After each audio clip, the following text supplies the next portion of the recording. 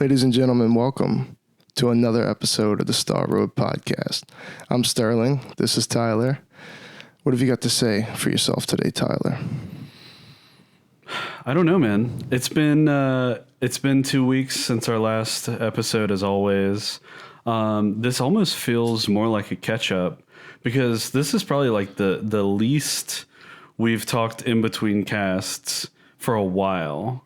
Like, we had some pretty hectic personal, everyday lives, unfortunately, going on for both of us. Playing a lot of phone tag. A lot of stuff going on. But I'm so excited to be here talking to you right now. And it's exactly what I needed. And you know what? I'm ready to have a blast on this episode. Absolutely. As usual, bro. Yeah, man. There's a lot of news. A lot of times we do 3 or 4 news things. I feel like we got double that, but it's warranted, Definitely. So we're going to go through quite a bit of news, big pickups, especially on Tyler's side. A little bit sometimes. We are going to have gaming and pickups. Yeah. Special edition. Then we have a discussion. We sure do. And this is one Tyler definitely brought to the table. I don't want to shatter the wall.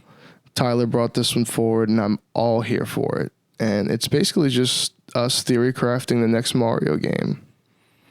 We've got E3 and all associated announcements around the corner. It's going to be an exciting, interesting summer for major announcements, I think. Definitely, you made the great point that this is ahead of what would be E3, So it's been a minute since Mario's been in the limelight. We're gonna do a lot of talking about it, but almost strangely so. Gotta wonder what's next, right? Yeah, I think we haven't brainstormed with each other on this at all. So I'm very interested to see. Obviously, we've talked a lot about this and played around with this topic quite a bit on the podcast, but it's been a little while since we talked about it, and this will give us a chance to kind of summarize what we're thinking for the future of the franchise and everything. Yeah, we always start to touch upon this and then move on, but now we're focusing on it, so that's the big thing.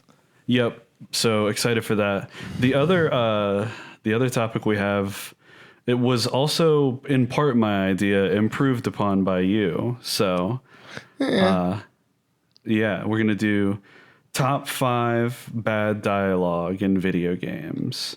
Bad dialogue. Your bad dialogue. Lines of no, because we're talking about the games, not the lines themselves. Top 5 bad dialogue. That's what we're doing. Yep, and this is one that you've brought up a few times. I know you've been dying to do this. I have. It's a topic that we're. It goes back to the core of the games that we grew up playing, and that's what we love to talk about around here. Yep, a couple of these are definitely throwbacks that don't come up very often, but they come up. Yeah, maybe. Absolutely. So I'm excited for that one. Yep, usual gig, 3 shop, send them home. Bring them back. But let's get into the intro and the news, man. You and I just rewatched the Mario Strikers Battle League overview trailer. Now, this was, 10 days ago this was uploaded. Mm-hmm. So 4 days after last recording, I guess. Very exciting to see some of these sneak peeks into some features in the game. This game is going to hit very hard for us. No question. We're going to be on we've been on some major sports game kicks, right? You've been on Switch Sports. Mario Golf has continuously been a thing. Always. So this is going to hit us right where we want to be. Yeah, and I'm pretty sure if you go back, we had to have talked about Strikers. Absolutely. Wanting Strikers on Switch, so. And there's a dynasty element that makes it even... That is the most exciting thing to me, is to get the Star Road Strikers together. That's the most exciting thing. When they showed, a little glimpse into customizing your club, that was the most exciting thing to me. Absolutely. Every time I think of the game, that's what I say. I'm like, let's get the Star Road Strikers going, you know? We live for that. And we got to see on this trailer that it's not just a group effort. Everything you do solo, you can contribute to the club. So it's nice to know that even if we find different time to play the game, we can contribute to the club. Yeah. We don't particularly have to get together and compete online, even though we will. And that's going to be the most fun. Yes. But everything we do solo is going to be, you know, it's all going to matter. Yeah. I'm excited. I like that. I'm looking forward to it. Another thing I wanted to bring up, the boost your teammate from behind aspect. Oh, yeah. We're loving it. We are. So this looks exciting. Tyler wished there was some Boo involved, but then we concluded he has no legs. Yeah. my typical go-to sports game character is almost always Boo, specifically for golf and tennis because his play style is exactly where I want to be. Mm-hmm. And he's awesome. But he doesn't have any feet. He doesn't. So really hard to play a soccer-style game with no feet. Even though, like I said, Rosalina does appear to be floating. Now, she does have feet. So, maybe it's just, you know. I'm sorry. I'm sorry about the Boo thing. We'll see what happens. I'm sure they're going to come out with more characters, you know. I always want Diddy. Look at what they've done to my boy. Where is my boy Diddy? That's what I want. There's no Diddy. It's just DK. Diddy needs to be in Super Rush and he needs to be in Battle League. It feels to me like the game is very likely to have additional characters added later on. Absolutely. Potentially for a while. It's like 8 to 10 they have right now, right? It's like, I thought it was like 8 or 10. It was Maybe very little. Usually we see a little more character diversity, but each character I think has some unique mechanics. So that will make it, you know, more interesting, and that makes sense why there's less. Yeah, not to put you on the spot, man, but who do you think you're going to be maining in this out the gate? It depends a lot on style. Do characters get a classification like, you know, all around or tricky or power or stuff like that, like in other games? Yeah, they were talking about how the different characters had different play styles. Certain ones are faster. They said Mario's an all around, you know? Yeah. So I guess it depends on that largely. I want to find someone who I think that is cool, but the mechanics fit my play style. I love that tricky play style in the other games. Mm-hmm. You know, where you have, maybe you don't have the most power, but you have a lot of control and a lot of deceptive elements that make you hard to predict. So Waluigi comes to mind, right? Our boy. We love him. Of course. I knew you would say Waluigi. Yeah, he comes to mind for sure out of who I saw. I love Peach as well in a lot of games, so we'll just have to see. I probably, if there are different mechanics for each character, I intend to get good with multiple, you know. It's funny that like every character on the roster for Battle League is in Smash except Waluigi.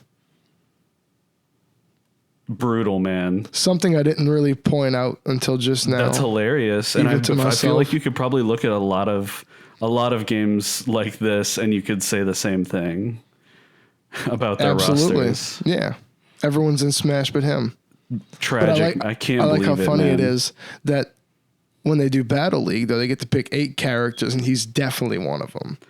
Like, guaranteed, why couldn't we have him in Smash? When we get Smash Ultimate Plus on the Switch 2.0, Waluigi's gonna be like the add-in character.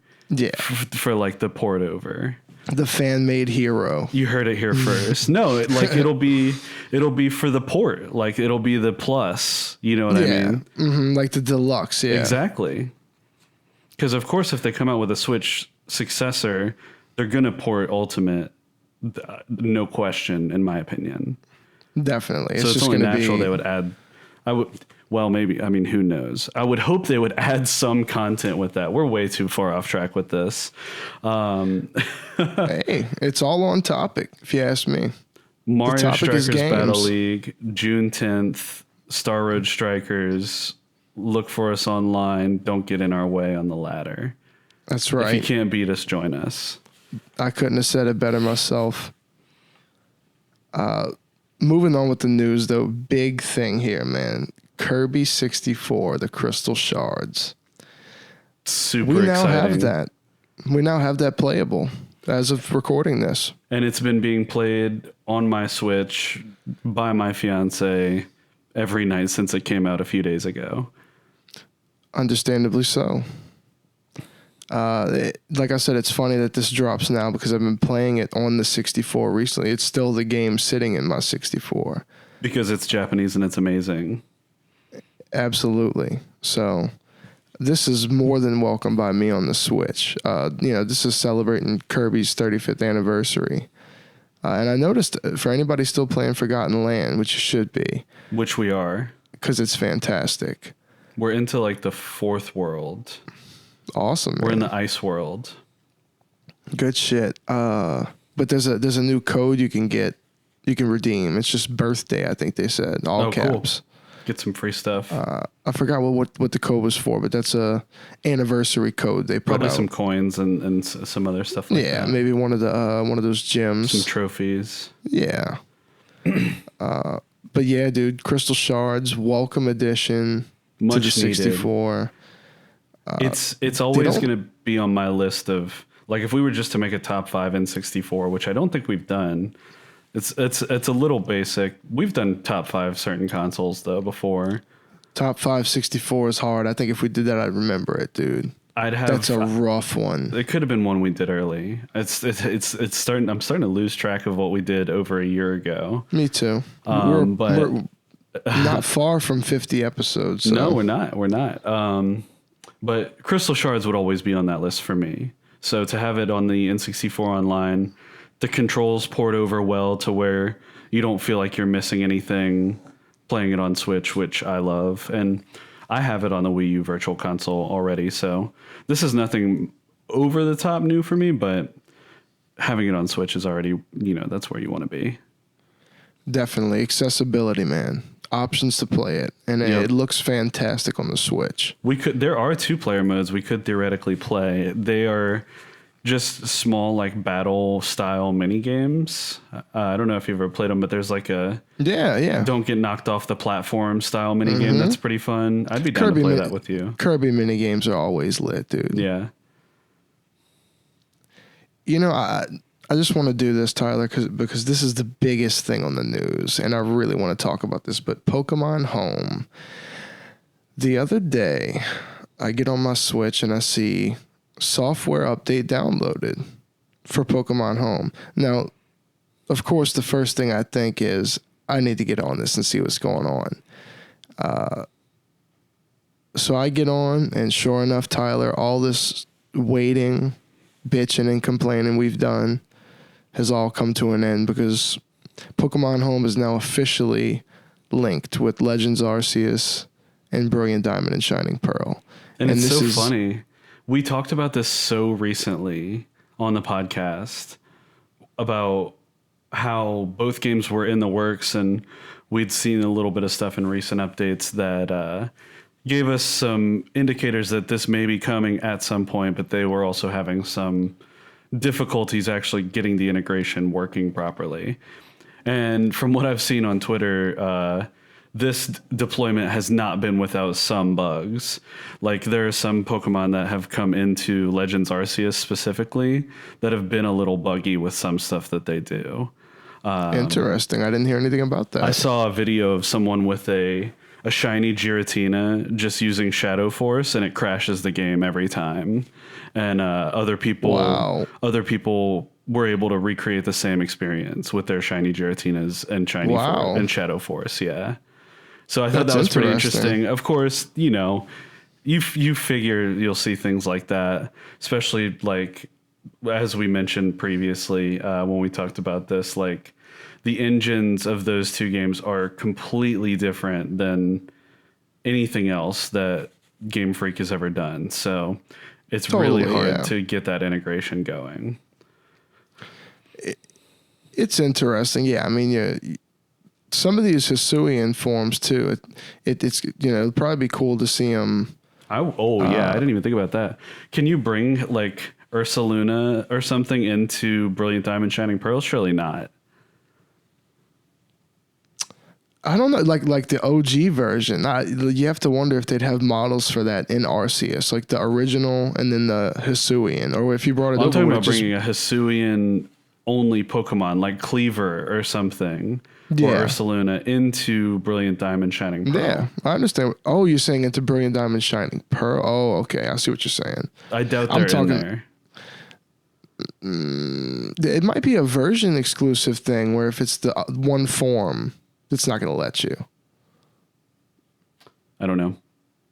I guess we'll have to see, man. But we'll test it out and get back to y'all, because I have all these Pokemon now on Legends Arceus. Like I have a Cleaver. I have multiple Cleavers, so I could potentially port one out and see if it works in Brilliant Diamond and report back.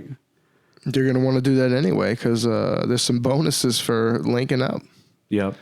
If you deposit one Pokemon from each game, you can get 6 starters free. I mean, this is a pretty nice little mystery gift. Do you have the exact starters? I do. If you link Arceus, and by linking I mean deposit one single Pokemon from the game into Home, and then it's linked, you get the Rowlet, Cyndaquil, and Oshawott maxed out effort levels. It's a big deal. Love that. It's a pretty nice option. And not to mention, I think the Decidueye is amazing. But I think it's cool that I can actually use the Cyndaquil now.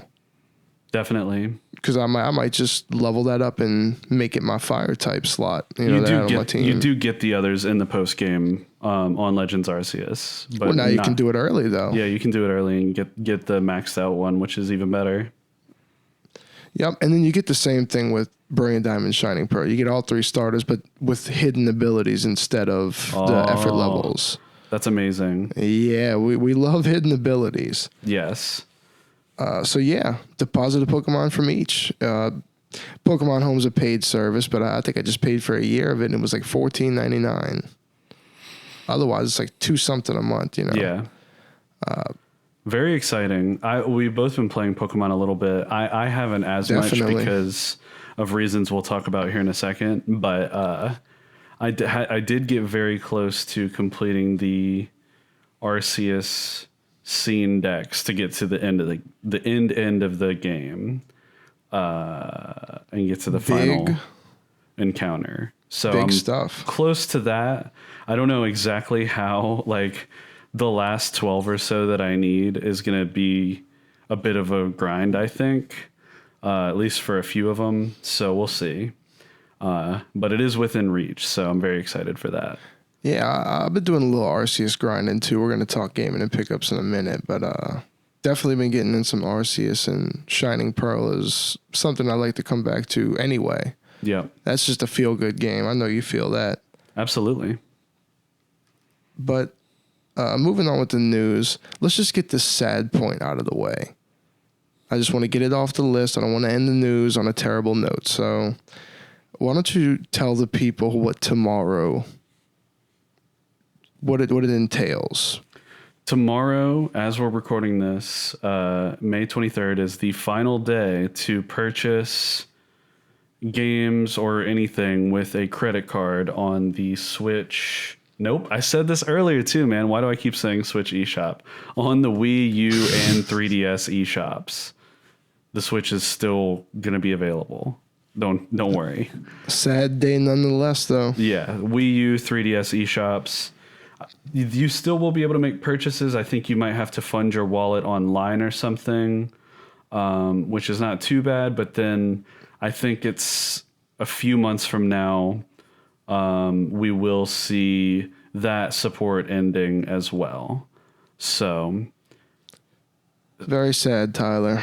If you want that Pokemon Crystal VC official release, you're gonna have to make it shake very soon. Pokemon trading card game, preloaded in the handheld format. You're gonna have to get that. Yep. It's a sad day, Tyler. I gotta say, man, I got so much on the 3DS, so I feel okay with where I'm at with my 3DS, but it's still sad. It's very sad. I remember a day when I used to browse the eShop on there like I do on the Switch, Absolutely. It's sad. And I've been meaning to get on and just take a thumb through and take a last look before, especially on Wii U, because I have it hooked up and everything, but I just haven't fired it up in a long time. So I don't know. Man. We'll see. I selfishly sit here and think about the 3DS, but it's got to be devastating to the Wii U enthusiasts, man. I feel terrible. There's so much on there that's just going away forever. Oh, man. What a sad day, Tyler. We had to talk about it. I mean, we love the 3DS. The Wii U is fantastic, even though I haven't really had hands-on with it. I know it's fantastic. You've spoken the praises of it so much, Yeah, I mean, it has and its the catalog quirks. speaks for itself. Yeah, it has its quirks, but it certainly did a lot. And if Nintendo maybe had approached the console itself a little differently, it might have been a bit more successful. But, here we are. Yep. Well, it's sad to see, but the 3DS is not dying with us, so it's okay, man. Nope, it's gonna stay alive with us. I still play my 3DS on a weekly basis. I mean, it's still heavily in my rotation. Absolutely, man. We can knock 2 out with this one. Okay. Because you brought something to my attention I was unaware of when I brought this up to you. But a Xenoblade Chronicles 3 Special Edition was announced. It's supposed to be a My Nintendo Store exclusive. We've seen Which this immediately got your attention, I'm sure. Absolutely. I'm totally interested in getting the Special Edition. But now they put me in this weird spot. And it reminds me of Metroid Dread, because I was really holding out for the Special Edition. But then actually the SKU never developed. It never really turned into anything on Amazon. So I just said, okay, I'll get the game. But with this, they're like, oh, check out the My Nintendo Store. We got a Special Edition up. They got the layout, everything that's included, no price, no availability, nothing like that. So it puts you in a weird spot because you want to get the game, day of launch if possible. But someone like me, I might wait on the Special Edition, to be honest with you. Just because this is one of those games that warrants it, Definitely.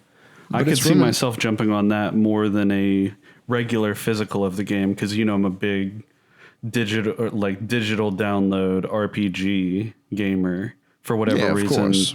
That's always my preference. But something like that, if it was a My Nintendo, I don't know why, but if it had some nice throw-ins, I could see myself picking that up.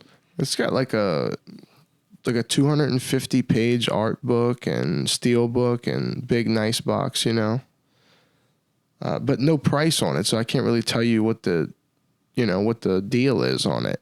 Yeah. Just something that I'm interested in that I might. We'll see. We'll let time tell, but it's something I might eventually hold out on. We'll see when we get close to the game, but I really want the Special Edition, man. Yeah.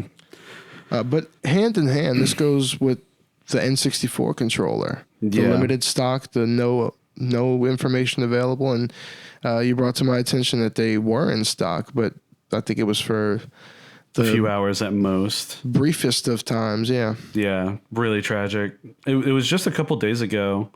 I check this about weekly, honestly, and I just so happened to check it and did a Google search Nintendo 64 controller, click the page. This product is currently unavailable. Swipe back, and then I see in the news, restock coming today. 6 hours ago, and it had already come and gone the same day, and I had checked it. I didn't know about this until maybe 15 minutes ago, or well, I guess a half hour at this point, until you told me. But kind of glad I didn't know because really unfortunate. I need this. I want this controller. I want to pay them. I do too, but I just don't want to feel like I'm in a panic. No, I'm not gonna buy it anywhere else. I'm not gonna pay a markup for this thing that, technically, the way that they position this type of product, these Switch Online member exclusives, like I feel like they should have one allocated more or less for each Switch Online membership subscriber. Yeah, I mean that's a fair point.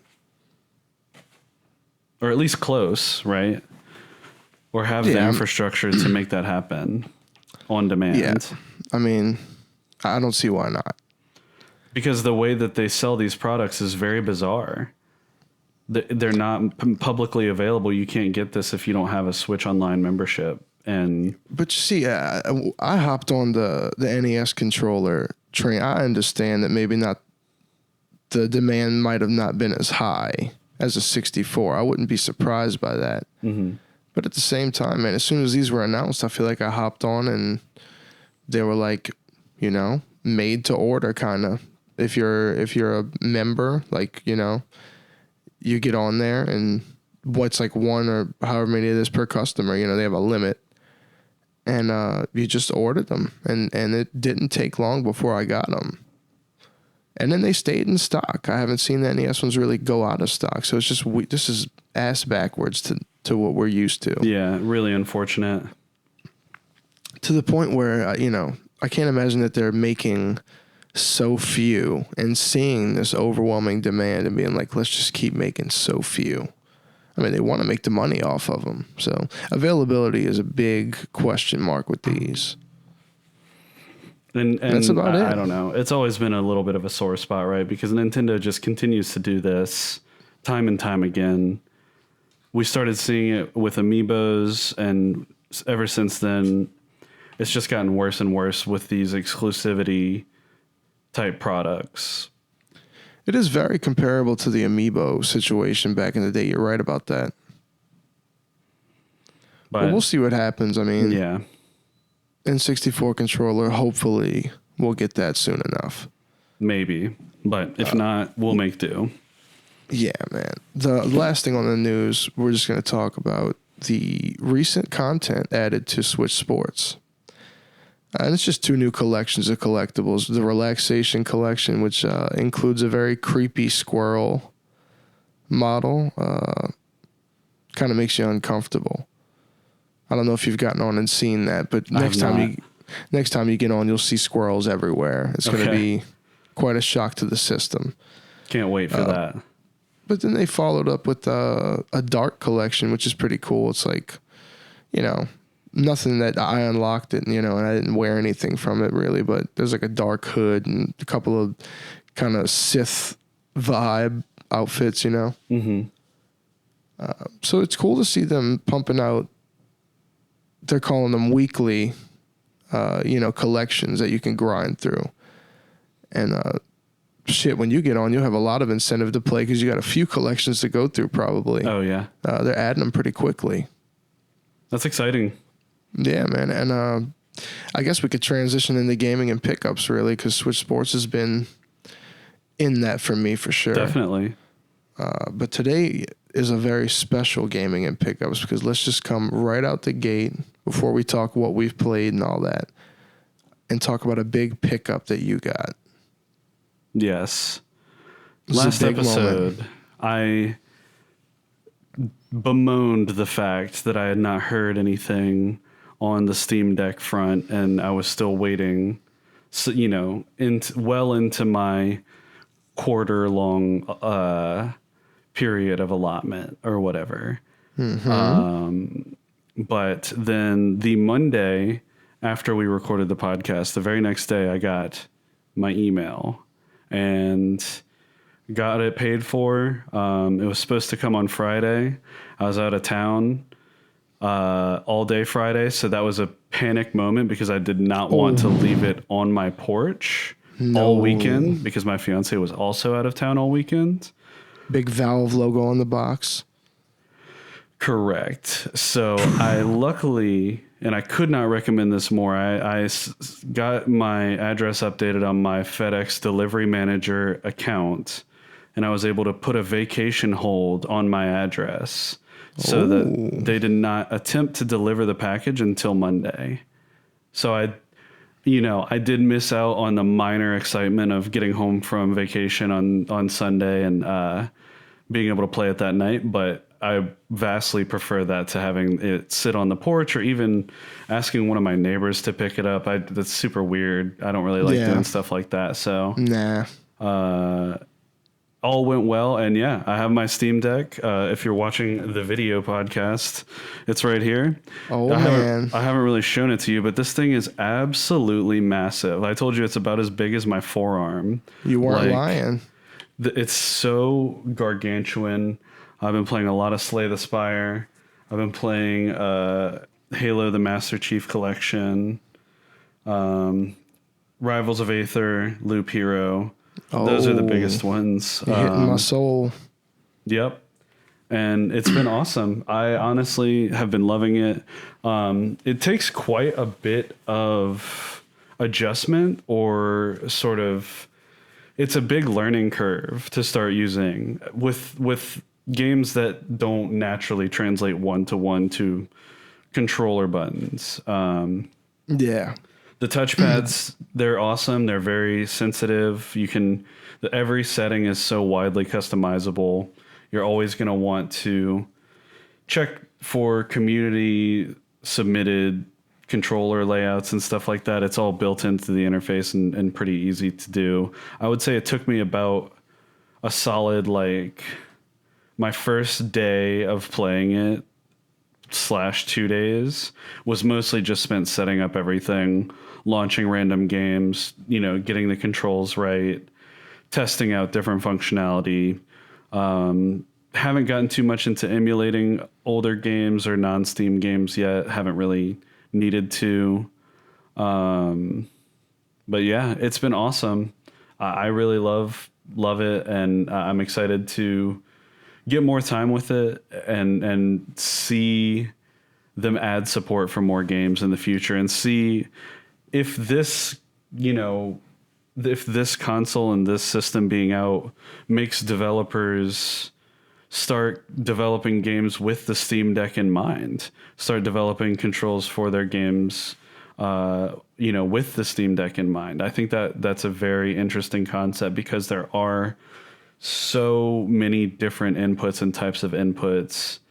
You can basically do anything with the console, but it's going to require rewiring your brain to do it for some games. So very interesting. I've had a lot of fun with it. Yeah, it'd be cool to see what kind of indies we get that incorporate trackpad and all that. Yeah. But it's been awesome, man. I bet, dude. I can't wait to get my email.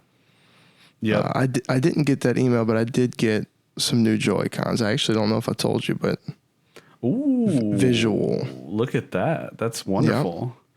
Yep. Isn't that awesome, love it, dude? man. Luigi's Purple Mansion and orange. vibes all day. Absolutely. I've been wanting the purple and orange since they came out, and I told you I had ordered them from the Nintendo store. Yeah. So they came in, man. Came in pretty quick. Oh, yeah.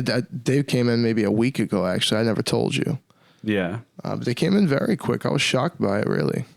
Stuff makes it here from Washington pretty quick, I got to tell you. But a couple of big accomplishments I made this cycle. You're well aware of all of them, I'm pretty sure. One of them is the Shining Pearl Scene decks, National Decks Unlocked, Romanus Park, so on and so forth. Did you get into actually starting the Romanus Park Legends and stuff? I didn't. Okay. But I'm anticipating it very highly. It's going to be awesome, man. Absolutely. I unlocked the OG Luigi on Super Rush. I haven't gotten there yet. Were you going to say something about...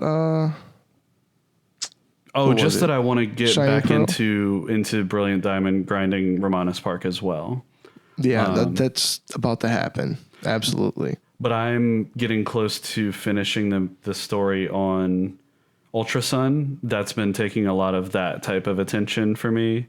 You made me want to go back and play that, man. Getting into the Ultra Wormholes is going to give me some of the same satisfaction as Romanus Park. So Definitely. yeah, I'm excited. I'm moving through Arceus. I'm not on your heels or anything like that, but I'm moving through it slowly but surely, brother. It starts to snowball. Have you unlocked Braviary as a mount yet? No.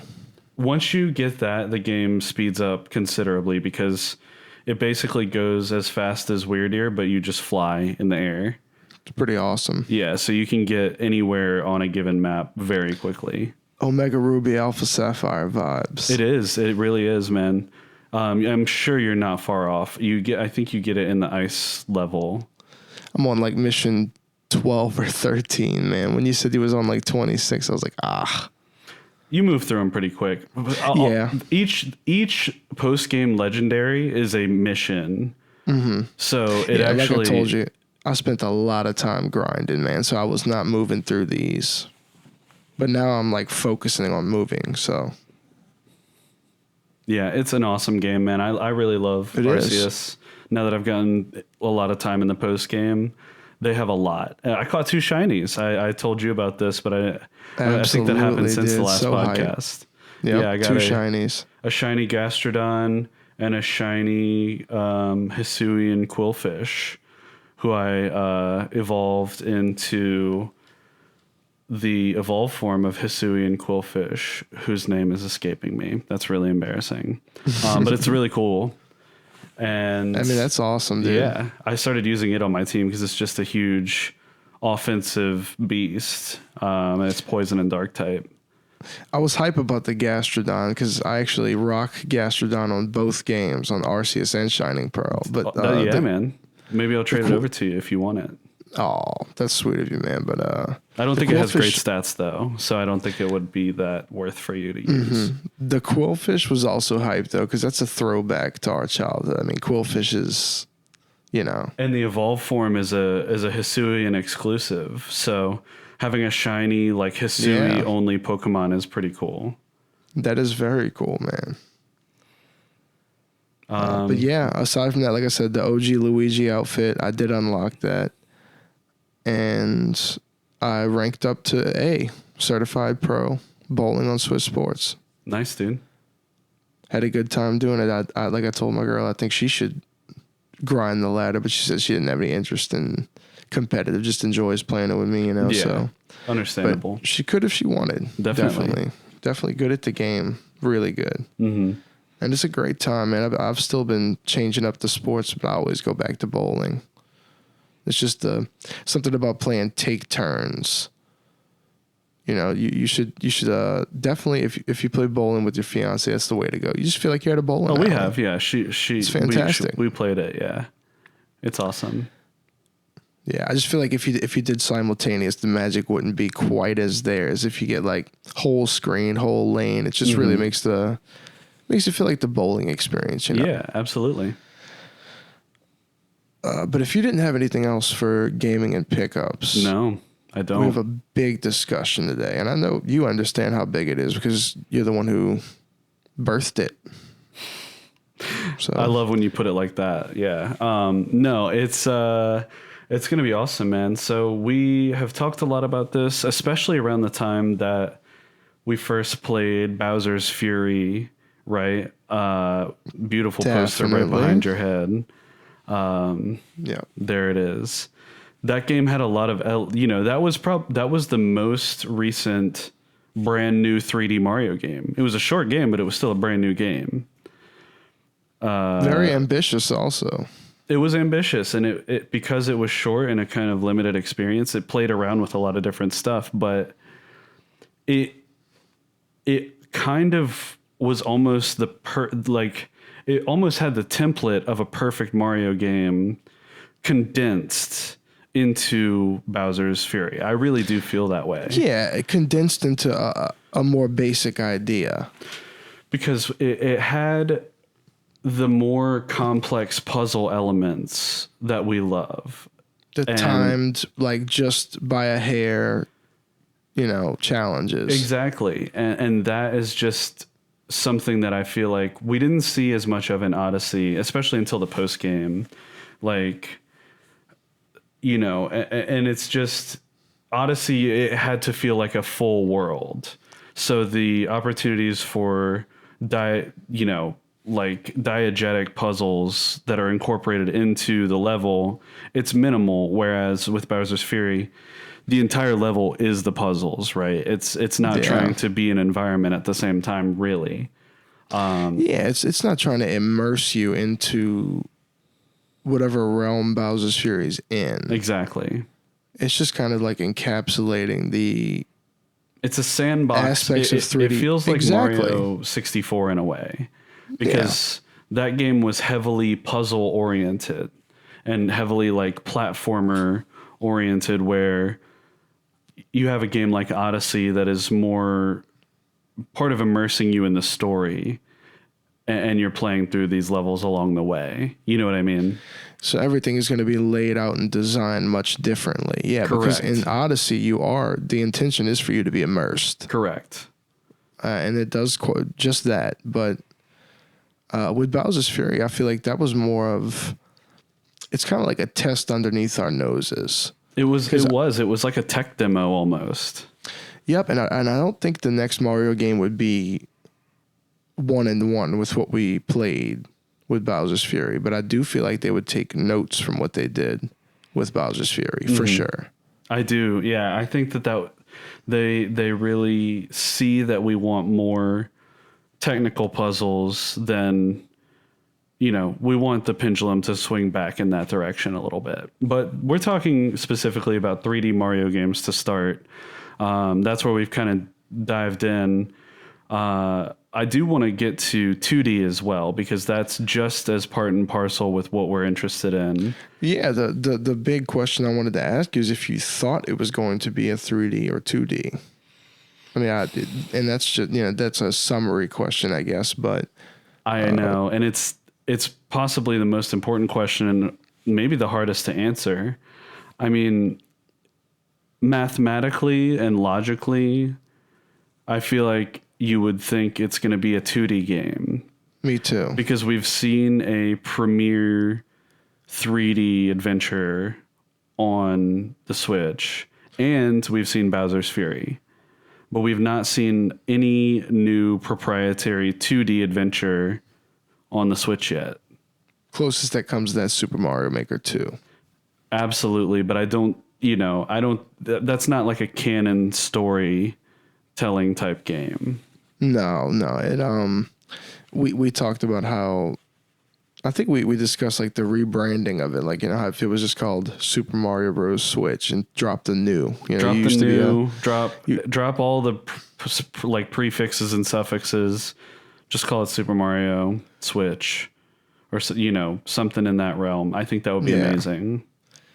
Yeah, I'm so fond of the new games that it'd be hard to see the tag go, but I understand the aesthetic reason for it. I mean, it's. A rebranding would be... It's not really it's a debranding back to the basics. Exactly. The titles are just getting a little ridiculous. Yeah. The title of the most recent main series 2D Mario game is New Super Mario Bros. U Deluxe. That's just a mouthful. And even abbreviated. That's NSM Bud. NSM Bud, yep. So just break it down a little bit. I'd like to see that simplified for all of our sakes. If they try and keep new, hopefully they keep it simple. Otherwise, that's it. Also, shout out to Summoning Salt for the new Super Mario Bros. Wii video that just came up. We talked about that a little bit. Yeah, we did talk about that off mic. It was a great video. As they all have been. I mean, especially, anything he's ever put out has been perfect. Like, I'm pretty sure he loves Mario like we do. It's kind of hard not to, but he loves Mario Kart for sure. Oh, for sure. And we do too. Yep. But apologies in advance, by the way. There may be dogs barking in the imminent future, so I'll try and cut that out. But fiance is coming home a little early, so it's going to cause the dog we're pet sitting currently to lose its mind when my fiance comes in. So It's Just okay. a heads up. Apologies in advance if you see me doing this and like, yeah, that's what's going on. The Star Road Podcast zone is a pet friendly zone. Yeah, we can't work around the pets always, unfortunately. Nor do we want to. I mean, we love the pets. Absolutely. But yeah, man, what do you think? 2D, you think 2D as well, right? Well, I thought you made a lot of sense when you said that the math in your brain. I'm waiting for you to say 2D because of the way, like you said, we got the port and we got Super Mario Maker 2, but we didn't get the flagship platformer. Not yet. So that makes me think that is what we'd see next. But What if they called it New Super Mario World? That would be crazy. What if they remade Super Mario World in the new Super Mario Bros. Style? And that's what that was. That would be insane. If they bring back the cape and secret exits in a big way, I'm done. I mean, it's their own game, right? So that you say, "Oh, there's no way that they could capture the charm," but I think they know what the charm is. I'm not saying that at all. I'm not saying that at all. They know what the charm is. I mean, they made it. That's why I'm saying if they bring back the cape, if they bring back Star Road, Sterling, Star Road on the Switch, new Star Road podcast, Deluxe. Yep. Deluxe, man. No, but seriously, I think that would be amazing. Real, that would be absolutely like. Imagine the new orchestrated little. And it's not that far-fetched because 3D World is part of that Super Mario World series in my mind. Definitely. Because it's got some of those elements, right? It has a world map that resembles Super Mario World, like the overworld map. It doesn't have secret exits in the same way, but it does have a post-game full of interesting secret levels, not dissimilar to a Star Road. So we've seen this in the 3D iteration as well, but will we see a 2D game with those elements? That's what I would honestly love the most. Absolutely. And the more we talk about it, man, can you imagine how that would sell? The new Super Mario World. I mean, that's one of the most recognizable Super Nintendo game to most people. Bring back Yoshi, just riding Yoshi and vaulting off of Yoshi as a part of your movement. I thought about segueing from the pets into Yoshi because Yoshi's kind of a pet in the world. We haven't gotten a Yoshi, like a Mario rides Yoshi in a platformer game in a long, long time. Yeah, we're going to need that. I'll tell you what, though, man. We probably said it before. I've always loved the new Super Mario Bros. Graphics. Absolutely. From the beginning all the way to Deluxe. I really love that look. Yeah. So really, it'd be easy to please me if they came out with a game with those graphics and just, all new levels, same old gig with the new Super Mario Bros. Game, just something with like 2. They should go back to the coin thing. I really think that was a great mechanic. Absolutely. Maybe it's a here and there mechanic, but for that game, the coin collectathon was a big addition to replayability. Yeah, yeah. And it's the type of shit that I would expect them to do with a new Mario game, is something innovative. I mean, Nintendo's constantly doing new shit. I wouldn't be surprised. It's going to be something new always. I wouldn't be surprised if it was something that was kind of centered around gyro. As crazy as that sounds, Cappy was pretty centered around gyro. I mean, optionally, of course. Yeah, but I agree. It makes you think that the motion controls would highly influence where they go with Mario. Mm-hmm. I mean, it influenced where they went with Galaxy, even on the on the Wii. So that's one thing as far as 3D games are concerned, we talked a lot about Sunshine and that sort of being a style that we're both very fond of, and we would love to see a return to Delfino. And Nintendo has teased us with this, with some promotional photos of Mario on the beach. They've given us Bowser's Fury, which had a lot of elements from Sunshine. The cat shines, like the collectibles were cat shines. They were shines. It was, very much water based, more the fact that you're on islands, but you had a lot of those same elements. So I would love to see something in Delfino again. I mean, that would just be incredible.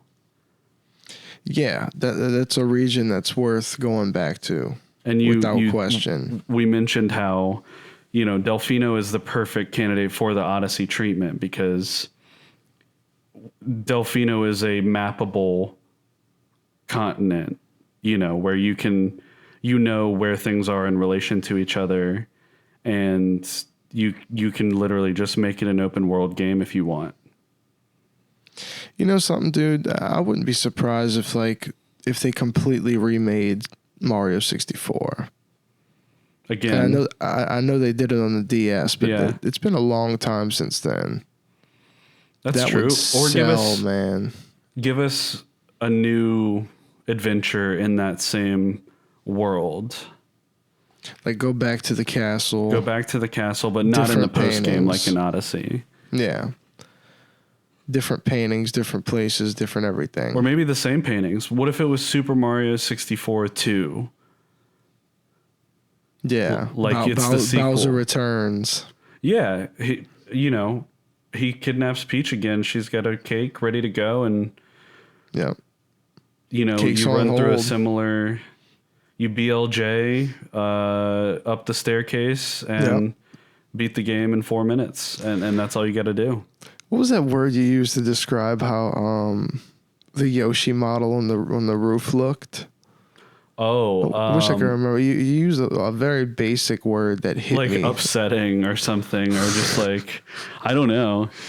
It was just whatever you said was hilarious because the model is.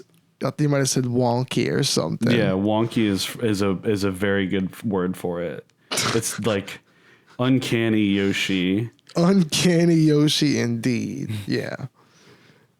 Maybe that's the Yoshi we should ride in the next game. Was it the uncanny bark?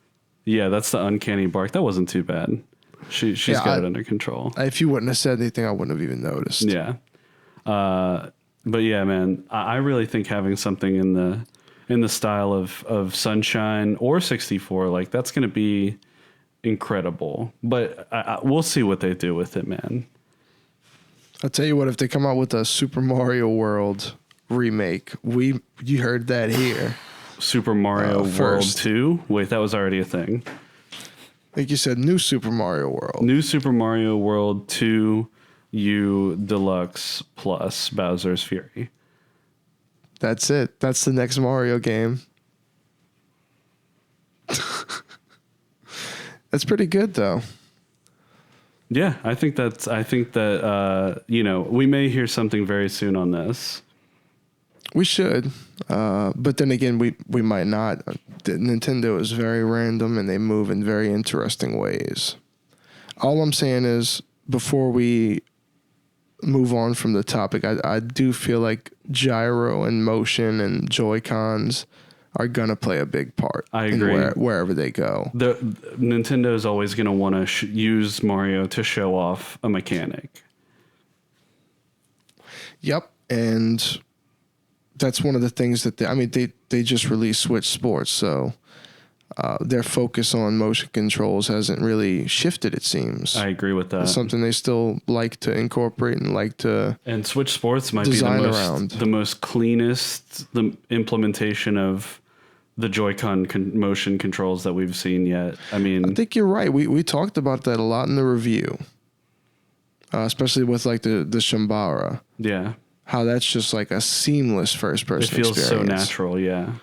And it's almost shocking. You know, back in the day with the Wii, you used to, where the sensor is and you're aware of things like this. It seems like with the Switch and the Joy-Cons, it's all so Doesn't matter where it is. Yeah, it's just on an axis. It's on a gyro axis. Yeah. Yeah, it just is where it is. Doesn't matter where you are in coordination to the system or anything like that. It just works. The controller could be wherever it is, and it just works. Hey, that's pretty interesting. Coming from when we used to play the Wii, and like I said, you have to freaking find you're having such a hard time. Yeah, and I remember playing Red Steel and it being. We just used the word Steel. Wonky. Haven't thought about that in a minute.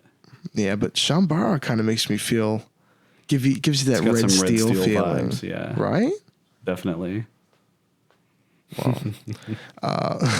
Anything else you got to say on the Mario topic, man? I feel like we did a good little bit of speculation here. It's hard to come to a conclusion. I love everything about Super Mario World. That's all I'm gonna say. I got it. I have it physically now, so I've been playing through it a little bit, and just so many elements of that game are special to me. I'm so glad you got to play the true experience, man. Yeah, it's been a long time. You know something? I can't believe before we get out of this, I can't believe they haven't put out a new Super Mario Bros. Collection of some sort on the Switch. That's something I would have expected around Mario Anniversary time. Yeah, definitely. That's a easy collection for them, you'd think. Yeah. They could just run all the games in that new NSM Bud. The NSM Bud engine. Yeah. The Bud Reel engine. The Bud Reel. The next Mario game will be in the Bud Reel engine for sure. But how about we segue into this top 5 that I know you're dying to get into? I'm nervous about this one. One thing I want to say before we get into it, I like every game on this list. Well, maybe except for one, which is not one that I've played a ton, only at a friend's house. But I like every game on this list. I'm not crapping on these games, because every game on my list, more or less, is good in spite of its bad dialogue. We're celebrating these bad dialogue games. Yeah, and I have everything from my favorite game on here to a game that I haven't even played. So if I'm crapping on a game, I'm going to let you know for sure. That's fine. I think our shared honorable mention is something that neither of us is crapping on, though. No, absolutely not. And it's this vein that I am thinking for all my list. The inspiration. Yeah, Resident Evil 1. It's the poster child for bad dialogue in games. The dialogue in this game cracked us up ever since we were kids. Jill Sandwich, Master of Unlocking. God, everybody knows the drill. It's got some real classics, but it's got just good, bad dialogue through the whole game. And we love the game despite that, because it's just a part of the game's charm. Yeah. If the game had really good dialogue, it wouldn't have been as good. Yeah, that's the funny line we cross over back and forth with this, is when something's so bad it's good, or it's just bad to be bad, or it's just a funny decision and development. Absolutely. With this, I don't care what the inspiration was. The outcome was fantastic. Mm-hmm. Because it made for some less than enthusiastic line reads with some less than enthusiastic dialogue. Yeah. And that was just part of the charm, you know? I feel like if it was flawless and just perfect, just over the top, it wouldn't have the same charm to us. Of course, we'd look at it fondly regardless, but this is just an extra reason to look back at Resident Evil fondly. Yep, which we do. We love it. Because things that are out of place are they stick with us. And, Ari did it best, I think, when it came to odd dialogue. I would agree. So that's the shared honorable mention. Would you like to start us off with the countdown, though? My number 5 is The Elder Scrolls V Skyrim. I'm so glad you put an Elder Scrolls game on here, because that was one that I considered Oblivion. Mm-hmm. And it's on the same wavelength, but I've spent a lot more time with Skyrim. And there's just something about, I don't know if it's the setting of the game or the nature of it or the characters that are in it, but there's just some line reads in there that are so funny. And when you combine it with the somewhat random element of when overworld NPCs will just throw their lines of dialogue out there. You know what I mean? Like if you're just running around and these NPCs are just going to be shouting stuff at you or talking to each other, and just some really funny, oftentimes cringy or delivered strangely, but always just hilarious lines of dialogue in those games. And Skyrim is no exception. I mean, taking an arrow to the knee became a meme, you know, shortly after the game came out and has been a thing ever since. And there's just stuff like that all over the game that is just silly and quirky and kind of bad, but still just adds so much flavor and just so much richness to the game, even if it is a little clunky at times. I'll tell you what though, man. It's a great pick because the dialogue is handled in Oblivion and Skyrim in a way that it's not usually handled. You know, there's something magical about the way your attention's drawn. Kind of like when you're approached by an NPC and everything just kind of shifts over and zooms. You know, like, zoom in on their face close up. Yeah. So it wouldn't have gotten past you either way. The dialogue would have been the dialogue, but the fact that they force your perspective and then zoom and then they give you the dialogue, I think that's what made it. That's what pushes it past and puts it on the list, right? It is. It's very funny. It's a great pick. The first one I want to throw out, my number 5, is one of my favorite games. This is by no means shitting on it. This is one of those so bad it's good, but Perfect Dark. Oh, yeah. The things that the enemies shout, particularly, I want to give a big shout out to. I found a YouTube video and it's like 45 minutes of just all of the audio clips from the game, all of them. And because I was reminding myself, I'm like, I That's thought awesome. Perfect Dark. And I just recently watched some content, Rare's YouTube channel. I'm subscribed to it. And they have a whole behind the making of Perfect Dark. That's cool. So what's funny is without really meaning to, I came into this with an answer to why the voices might be like they are. Oh, really? And I think it's because they got to the point where like half the team left. Oh. But they continued the game, but they didn't have a lot of crunch time. They were like, we're going to take as long as we need to make the game good. And so they started doing things like having members of the team record voices.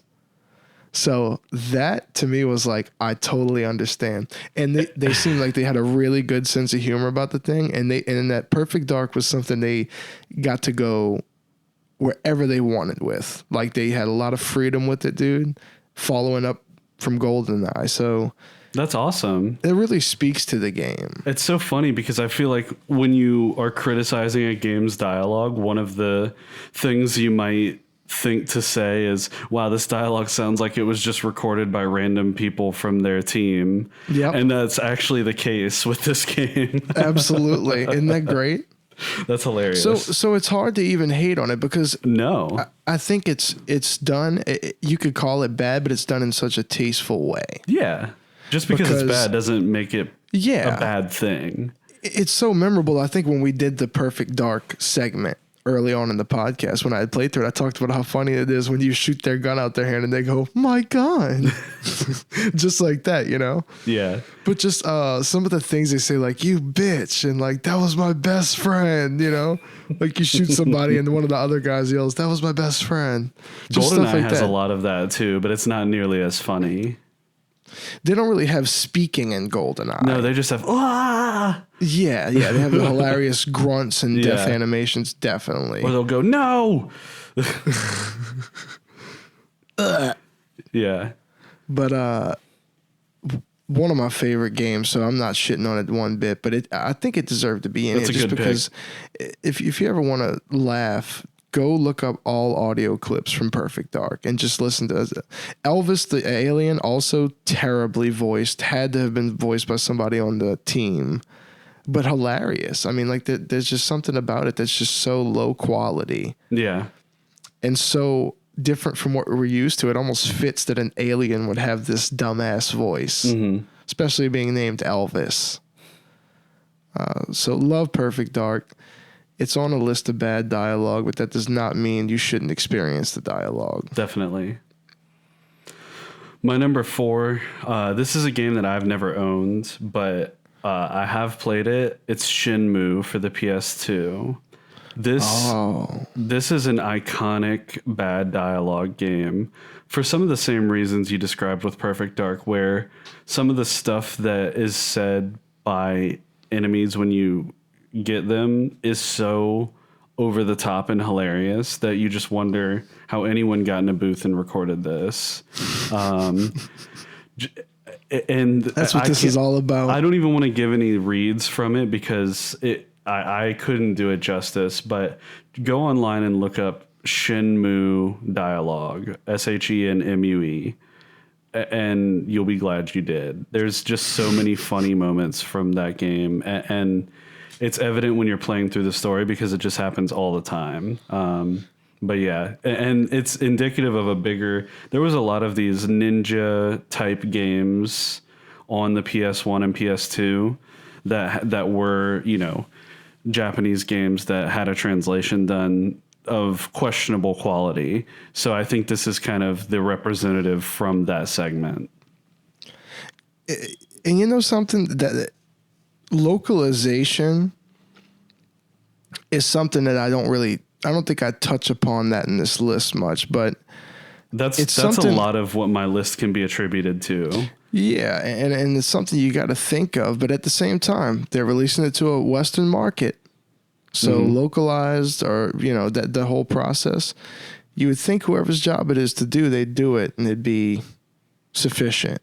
But that's not always the case. From what I understand, when you look at stuff like RE1, I've heard that the dialogue in Japanese is not much, like, it doesn't blow you away to a Japanese speaker. I'm sure. I mean, you know, I'm sure that it still has the outline of what we're getting, you know. I'm sure that they still said Jill sandwich. What's your number 4, man? Let's hear it. My number 4, this is one that's different on the list from the others, and also a game I love. I think it was on a recent top 5. And that might be why it's on this one, because it was fresh in my brain. But Tomba 2, it's not so much the dialogue. The dialogue is not very good. And the voices are recorded, and they sound, you know, a bit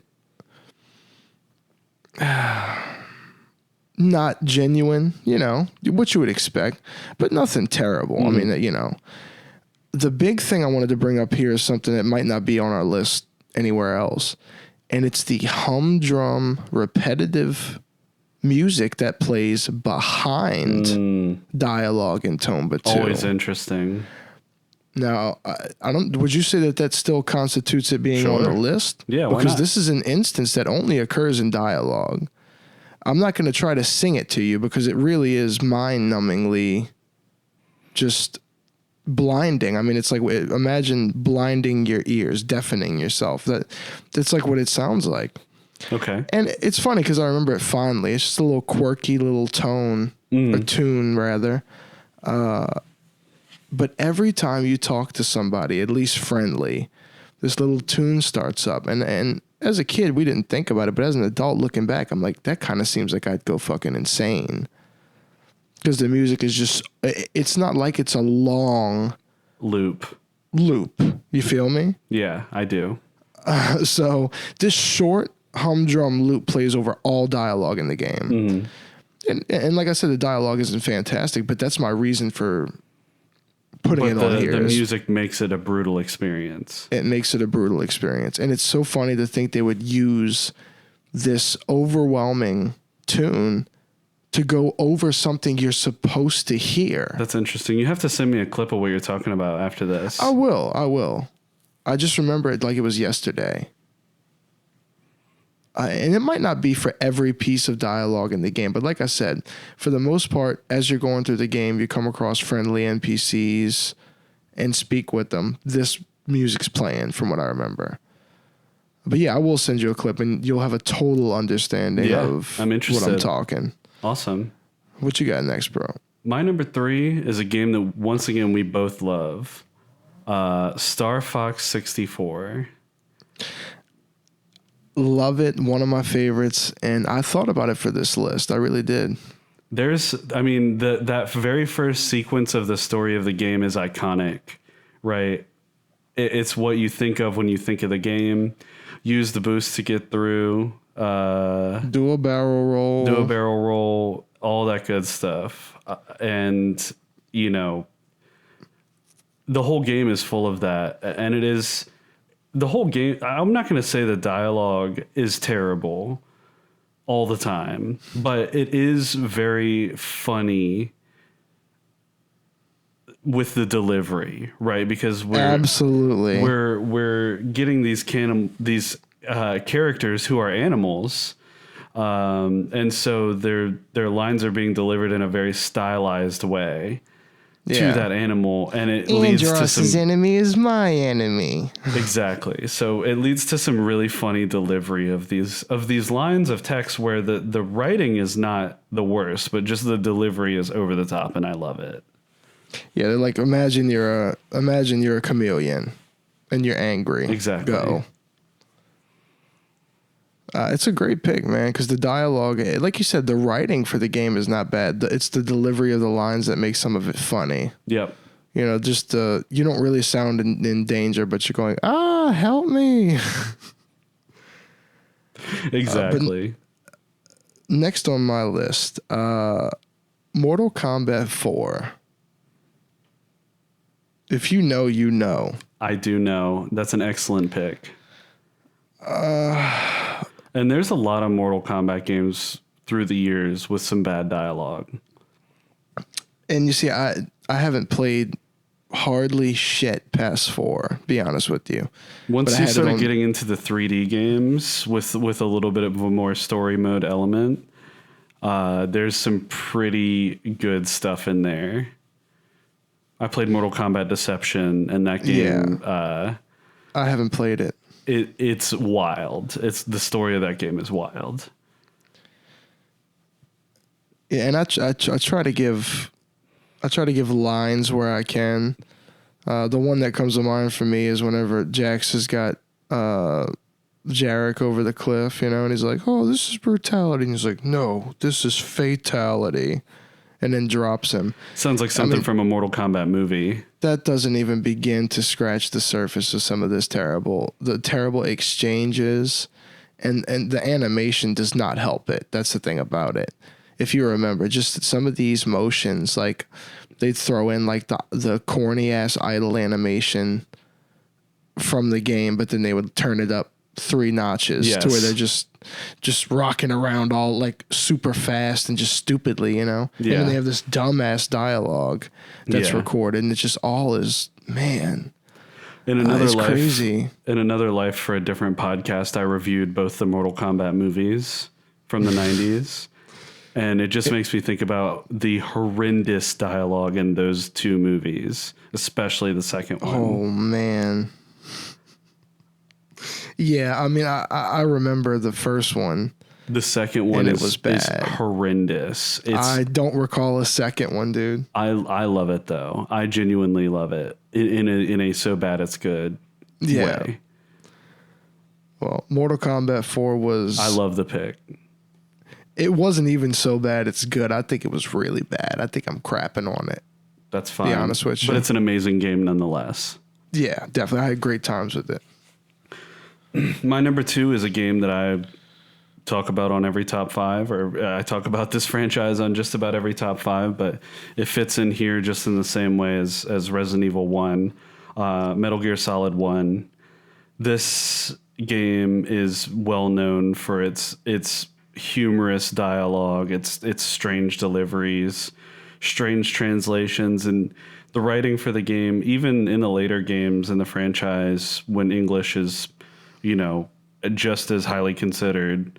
The writing is out there and outlandish, just because it's Hideo Kojima and that's just who he is. But yep. Especially in the first one on PS1, you get so many ridiculous lines, so many things, that are still referenced today. And I honestly, if you haven't played MGS1, I couldn't recommend getting access to it however you can and playing it. It's an experience. And, I thought you might have Metal Gear Solid on this list. I really did. It was between this or if we didn't do a shared honorable mention, I would have put RE1 in this slot. Yeah, fair enough. Definitely. It's part and parcel for me because they're from the same time period and they definitely have some of those same elements. It's a great pick. I mean, I'm totally with it, dude. I really wish there was a super accessible way to play. Like, I wish you could just get the old Metal Gear Solid games on Steam Deck, maybe. That'd be nice. Sure, you could emulate. They need to offer the PC ports of those games, man. That would be awesome. Definitely. I think it'd be a great idea. They have the Legacy Collection that I have on PS3. They have it on PS Now, so you can stream or download those games to play. I do think that it only includes 2 and 3 though, because the way that collection worked was very strange. I'm not sure, but either way, I want to go back to the first one. You want to play the first one for sure. I'm not sure if you can get it on PS Now or not, but yeah. If they had Steam ports of these games, I would be over the moon. I would pay $60 for a collection of 1 through 3. I'd do the same if they were true ports. Full ports with fully executed controls. Like the controls on the Legacy Collection on PS3 were not that good. It was very, very janky to try and play. So either way, couldn't recommend Metal Gear Solid 1 more, but the dialogue is absolutely ridiculous. So look it up if you want to, but if you have any interest in playing, don't spoil yourself on the story. Just experience the story naturally, because the story. Yeah. And when we were talking before the podcast, you were wondering aloud if a game can have a good story with bad dialogue, and this is what I had in mind when I said I think that's possible. I thought you might have meant that too.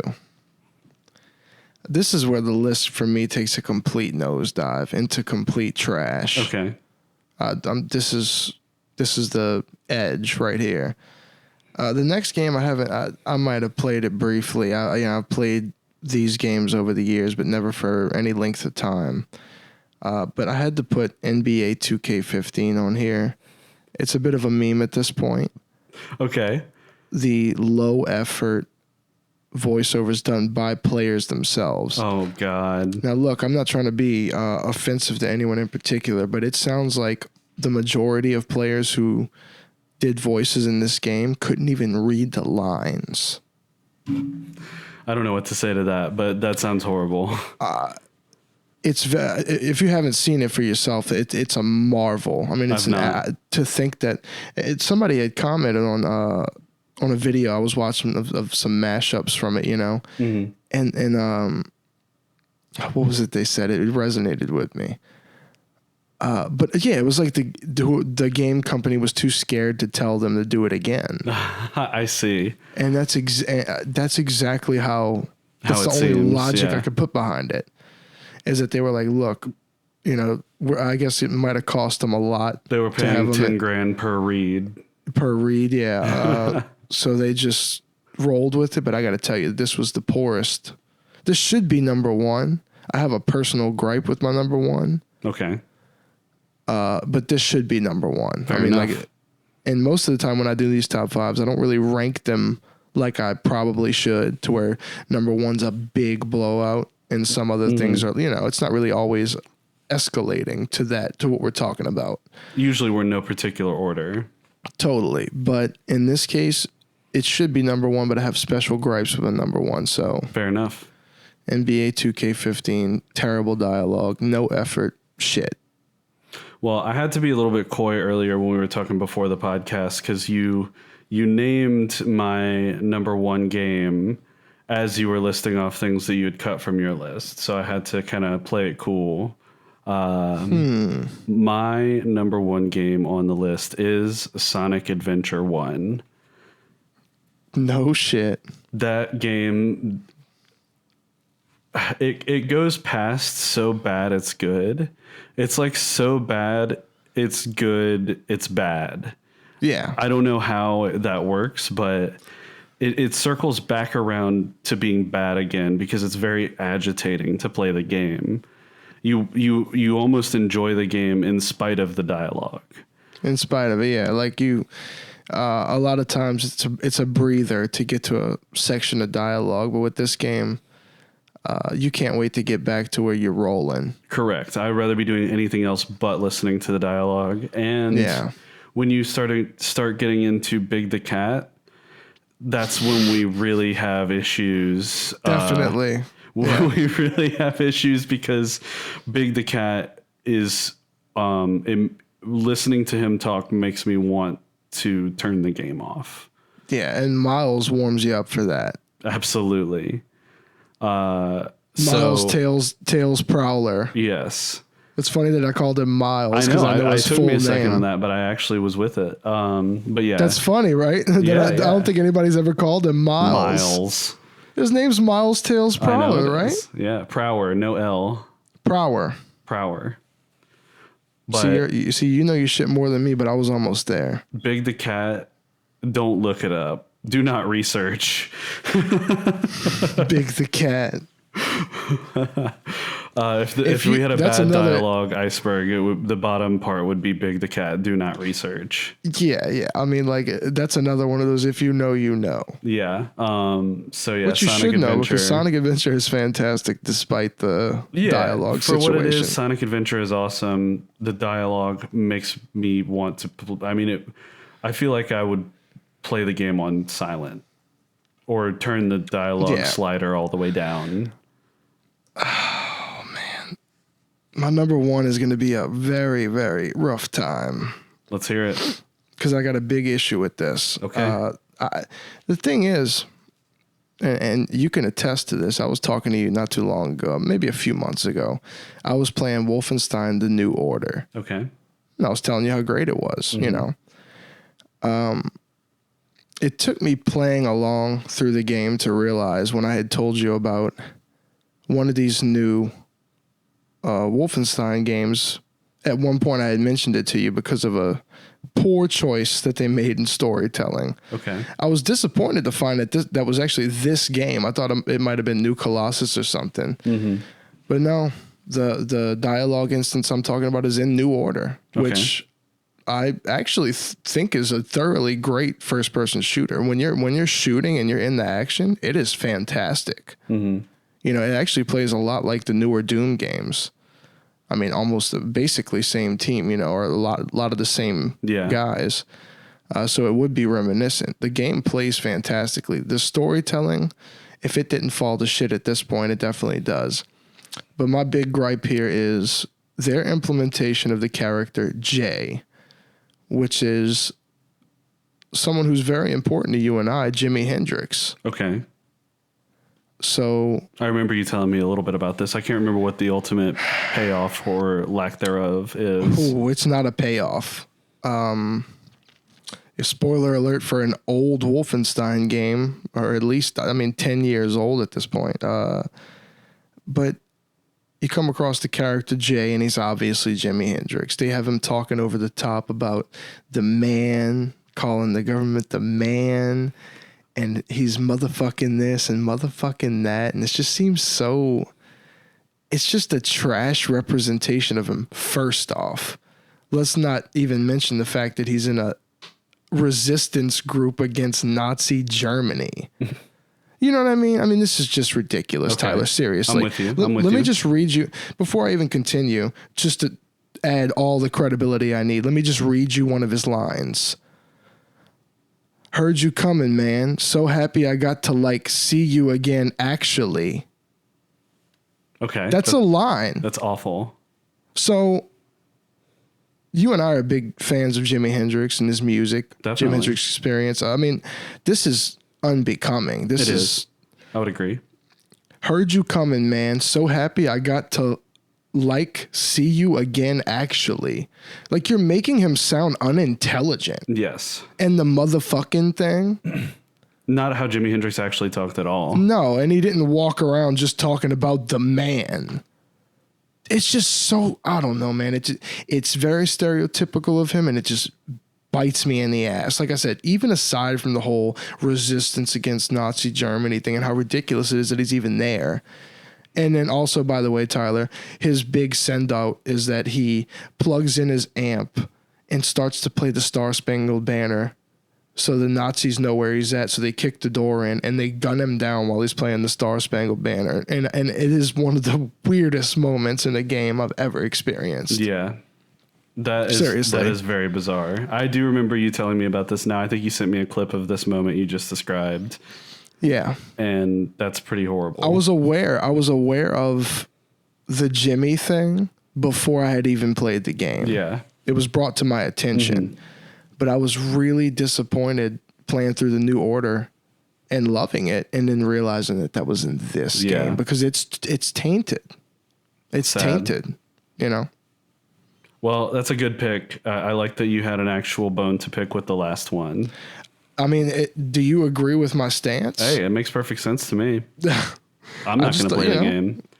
I just thought as a Jimmy fan, you would you'd understand. I think that's ridiculous. It was not an accurate representation of him. And even if it was, this is not the game. Yeah, really strange choice all around. Yep. Can't believe it. Anyway. 3-shot. That's the list. Yeah, man. What a list it was. You were dying to do this one. I know, man. It was good. I actually I love talking about these games with bad dialogue. It tickles me. It just still tickles me. And that's why why we love some of these old games is just that you don't get this anymore. No. What's the newest game on this list? Skyrim? Wolfenstein? NBA 2K15. Yeah, I guess that's the so. one I didn't. It's funny that that's an newest one on my exceptional list. case. Yeah, and the newest one on my list is the one I didn't play. It's just Correct. the one I knew word of mouth was shit.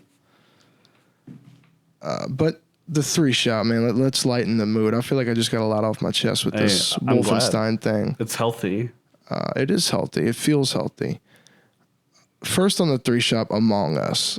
It's already a cheap game, $5 on the Switch, but it's on sale 25% off, $3.75 until the 27th.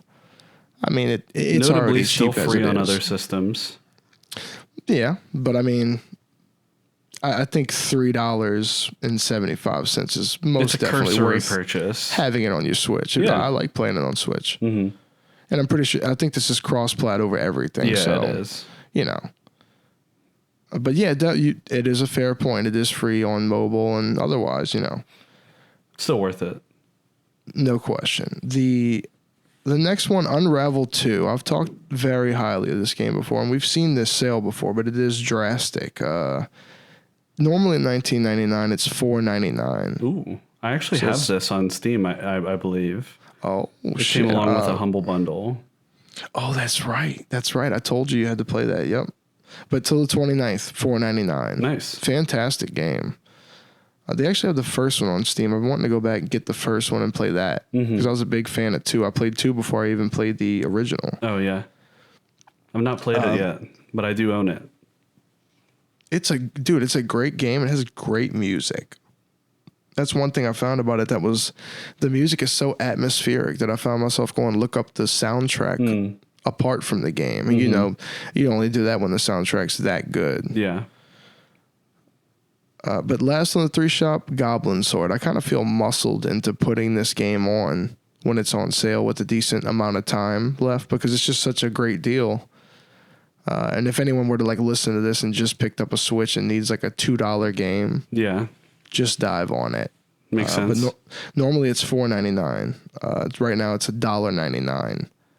So 60% off until the 1st. That's also the longest sale on the list. So nice. Solid platformer. definitely something I would have purchased early on with the Switch, especially at $2. It's kind of hard to argue with. So anybody on an extreme budget looking for some new games, Goblin Sword is right up your alley. Nice. That's 3 Shop, and that's the episode. T, how you feeling about it? I feel great, man. Yeah, what a fun episode. It's a bunch of fun stuff to talk about. Got the Steam Deck hands-on. I mean, that's massive. Definitely. We didn't give that the time it deserved. We're going to be talking more. We'll have more in the future. It's I'm still getting familiar with the console, and I'm still, I want you to have hands-on time with it as well. But I think whenever you actually get one or get significant time with one at least, we can do a full review episode, maybe. No question. I think that'd be the best segment choice. At least. Yeah. But yeah, for now, I'll keep playing it. I'll probably keep mentioning in the news what I've been playing, give some tips and tricks where I can, because there's a lot. I may, we have a lot of opportunity to talk about the Steam Deck in the future. Yeah, I mean, it could be an ongoing gaming and pickups thing. You can play different games, and maybe if there's anything anyone needs to know about certain titles and compatibility, maybe you could be the guy to lay it on them. Definitely. I'm gonna be getting some notes together for something like that. I'll be watching for my email. Yeah, that's gonna be coming. I'm a Q3 boy, so we'll see. Q3 after, so anytime July, August, September, that's when you can be looking for yours. Yeah, I'll have to hop on. I haven't been on Steam in a little while. I've been Switch gaming quite a bit, but I'll have to hop on Steam and see if there's any update. I'm sure it's the same, but you never know. Yeah, I definitely want to play some Rivals with you. Oh, yeah.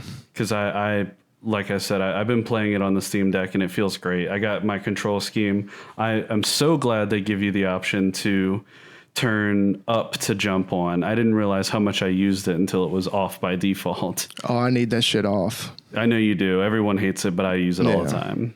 Because I like to up tilt and jump into up tilt. Like, that's just where I live. I feel that. But anyway, if you have any questions, comments, concerns, or feedback, you can reach out to us at starroadpodcast@gmail.com. We also upload every single episode as well as individual clips to our YouTube channel. Search for Star Road Podcast. We're still getting the YouTube up and going, improving, everything that we can. But I'm thinking that the episodes are starting to come together quite nicely now, and we only have up to go in terms of added visual elements and everything. Absolutely, man. So really excited about the YouTube progress and going to keep it going. A lot of big things on the horizon for us and for the podcast. Oh, yeah, definitely, man. There's going to be some soon to come excitement that we're going to talk about probably next time a little more. Yep. A lot for us to talk about and plan out. Yes, sir. And shit, man, until we get back on here, I always love doing this with you, Tyler. Yes, sir. We'll see everybody next time. Absolutely. We appreciate everybody that takes the time to listen. We hope you enjoy the podcast. We love you. I love you, Tyler. I love you too, man. And this has been another great time on the episode of the Star Road Podcast. Take it easy, everybody. Peace.